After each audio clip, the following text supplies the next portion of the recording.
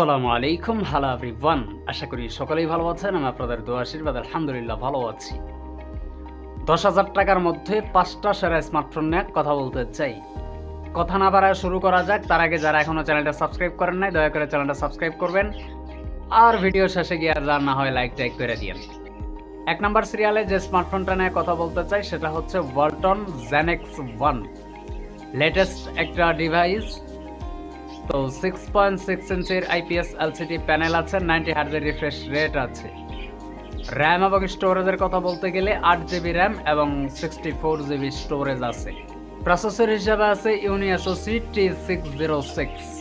Camera সেকশনে আছে 52 মেগাপিক্সেলের প্রাইমারি সেন্সর, 2 মেগাপিক্সেলের ডেপথ অথবা ম্যাক্রো এবং 8 মেগাপিক্সেলের একটা ফ্রন্ট ফেসিং তথা সেলফি ক্যামেরা। 5000 mAh ব্যাটারির সাথে 10 ওয়াটের একটা চার্জার আছে। এখানে কথা হচ্ছে যে মাত্র 8 মেগাপিক্সেল ফ্রন্ট ফেসিং তথা সেলফি ক্যামেরা। এখানে হতাশ করবে না, কারণ ওয়ালটন আমি যখন আগে অনেকগুলো ডিভাইস ইউজ করছি তখন 8 মেগাপিক্সেল ফ্রন্ট ফেসিং তথা সেলফি ক্যামেরা দিয়েও মোটামুটি ভালো সেলফি তোলা গেছে, চালানোর মতো। তো এটা নিয়ে টেনশন নাই, অন্তত তো রিয়েলমির চেয়ে ভালো আছে। হ্যাঁ, 2 নম্বর সিরিয়ালে যে স্মার্টফোনটা নিয়ে কথা বলতে চাই সেটা হচ্ছে টেকনো পপ 9 4G। 6.67 ইঞ্চির IPS LCD প্যানেল আছে, 90 হার্জের রিফ্রেশ রেট আছে। র্যাম এবং স্টোরেজের কথা বলতে গেলে এটা 4টা ব্যাচ ভ্যারিয়েন্টে পাওয়া যায়। একটা হচ্ছে 364, আরেকটা হচ্ছে 4GB RAM, 64GB storage, 3GB 128GB storage এবং 4GB 128GB স্টোরেজ। প্রসেসর হিসাবে আছে UniSoC T615।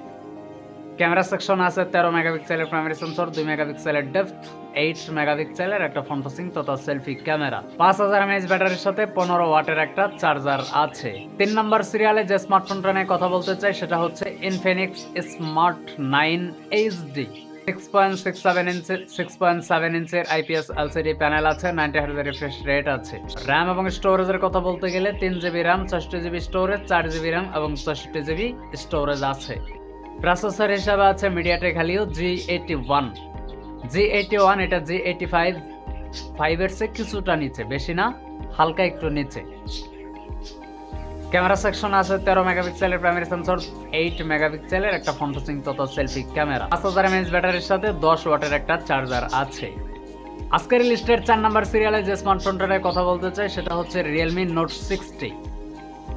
6.74 ইঞ্চির IPS LCD প্যানেল আছে, 90 হার্জের রিফ্রেশ রেট আছে।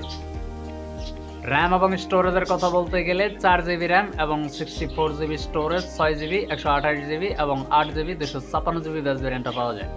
প্রসেসর হিসাবে আছে UniSoC T612। 32 মেগাপিক্সেলের প্রাইমারি সেন্সর, 2 মেগাপিক্সেলের ডেপথ এবং 5 মেগাপিক্সেলের একটা ফ্রন্ট ফেসিং তথা সেলফি ক্যামেরা। 5000 mAh ব্যাটারির সাথে 10 ওয়াটের একটা চার্জার আছে। 5 নম্বর সিরিয়ালে যে স্মার্টফোনটা নিয়ে কথা বলতে চাই সেটা হচ্ছে Benko V91C।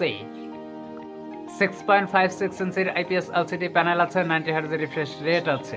র্যাম এবং স্টোরেজের কথা বলতে গেলে 4GB র্যাম এবং 64GB স্টোরেজ, 4GB এর সাথে 128GB স্টোরেজ। প্রসেসর হিসাবে আছে UniSoC T606। 13 মেগাপিক্সেলের প্রাইমারি সেন্সর, 2 মেগাপিক্সেলের ডেপথ, 8 মেগাপিক্সেলের একটা ফ্রন্ট ফেসিং তথা সেলফি ক্যামেরা। 5000 mAh ব্যাটারির সাথে 18 ওয়াটের একটা চার্জার আছে। তো এই তো ছিল 10,000 টাকা বাজেটের আশেপাশে।